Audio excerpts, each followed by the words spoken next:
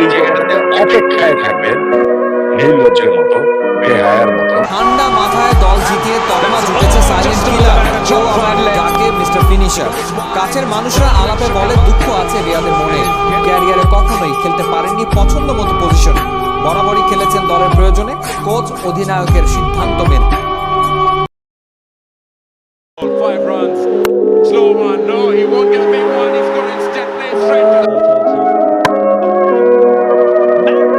Number 75 এর নায়ক থেকে অধিনায়ক হওয়ার গল্পটা কে না জানে, জানে না কেবল তার হৃদয়ের রক্তক্ষরণ। নন্দিত আর নিন্দিত এই সাকিবই কিন্তু বাংলাদেশের ব্র্যান্ড। দেশকে তালিকার শীর্ষে তুলতে হয় কেমন করে তাও তিনিই শিখিয়ে গেলেন। নিন্দার ঝড় ধেয়ে এসেছে বারবার, ততই তিনি হয়েছেন আরো প্রবল। যেতে বেলাতেও হৃদয় মিরাজদের বলে গেলেন, মাথাটা রাখতে হয় উঁচু করে, তবেই না ওই আকাশটাও করবে সেলাম।